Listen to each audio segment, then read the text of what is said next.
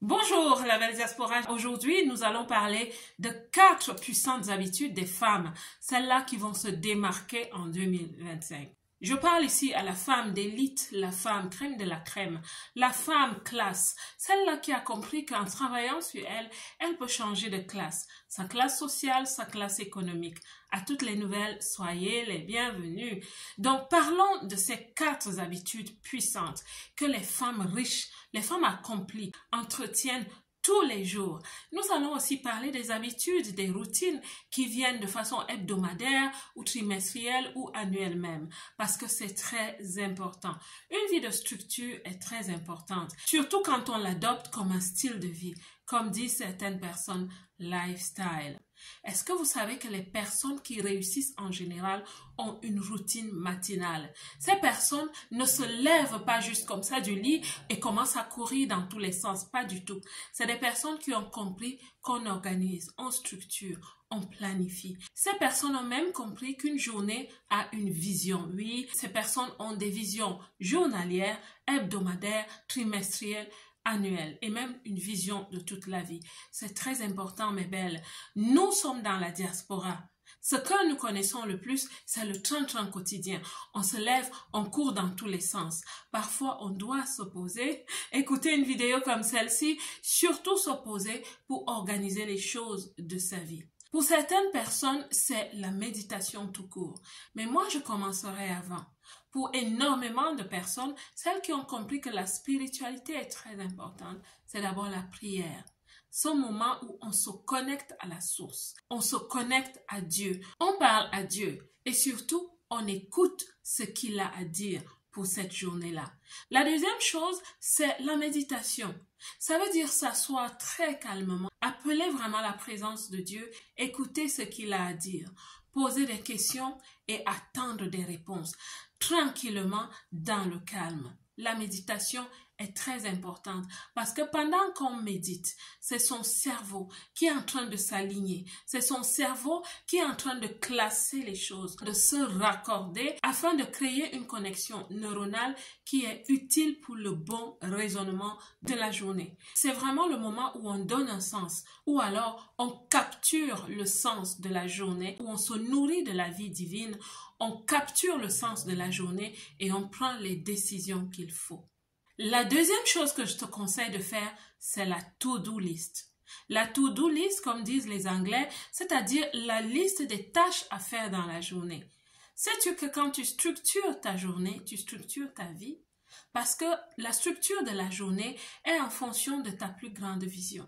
Tu ne fais pas les choses n'importe comment. Tu organises ton agenda, tu sais ce que tu dois faire, quand tu dois le faire.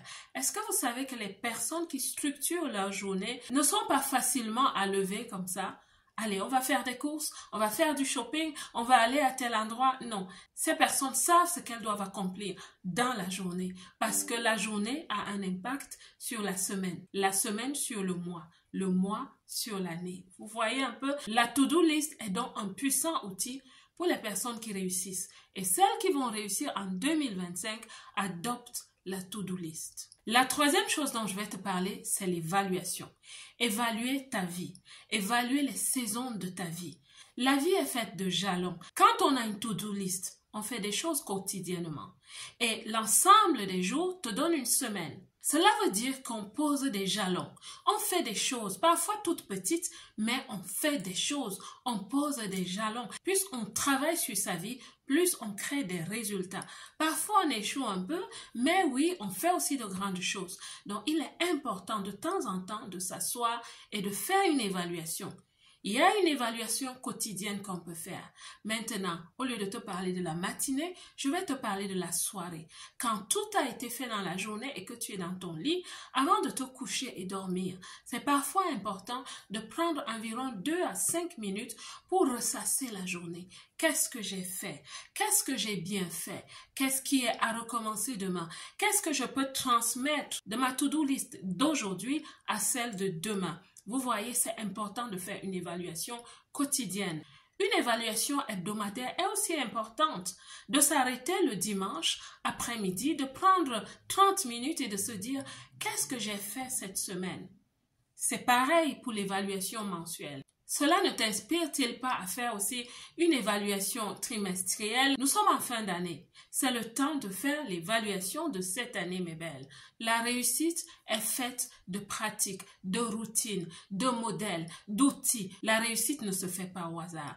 Donc, les femmes qui vont réussir en 2025, celles qui vont se repositionner dans la vie, parce que oui, sur cette chaîne, je parle de plus en plus aux femmes leaders, parce qu'elles ont une vision, elles savent où elles vont et on y va ensemble. L'évaluation est donc un outil qui te donne une clarté, la clarté de la visionnaire.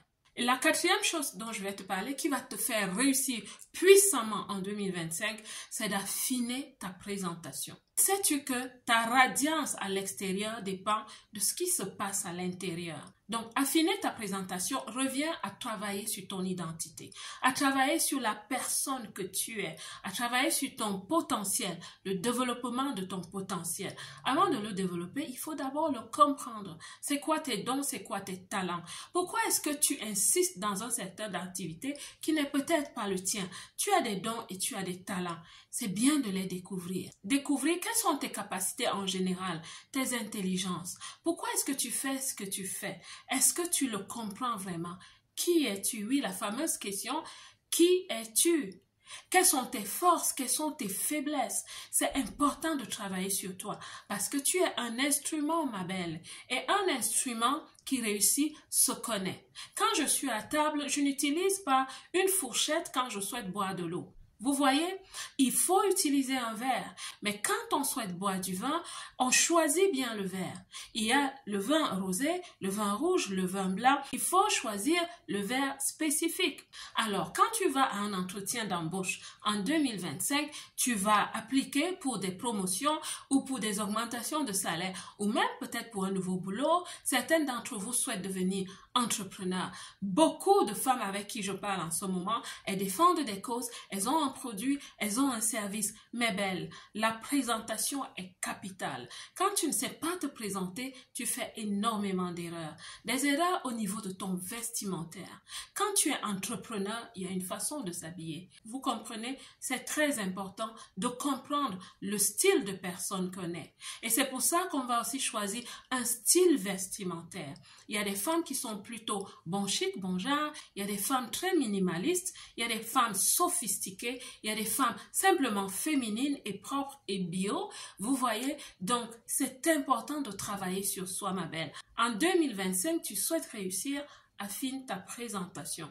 Ta présentation verbale, non verbale, oui verbale, ta communication. Comment est-ce que tu parles?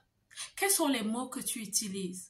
Comment est-ce que tu t'exprimes? Quel est ton regard quand tu parles avec des gens? Quelle est ton attitude, ton gestuel quand tu parles avec des gens? Même toi, en tant que femme en entreprise, en tant que femme entreprenante ou entrepreneur, c'est très important de comprendre toutes ces choses. Donc, en 2025, je vais vous parler du personal branding. Nous allons le faire pour améliorer notre positionnement. Les femmes, nous réussissons. Nous devenons ces femmes qui sont crème de la crème. C'est des femmes élites. Oui, nous avons compris que nous pouvons aussi changer de classe. Mais on ne peut pas changer de classe sans avoir fait des examens. Tu ne peux pas passer de la 6e en 5e juste comme ça parce que tu le souhaites. Pas du tout, mes belles. Doucement.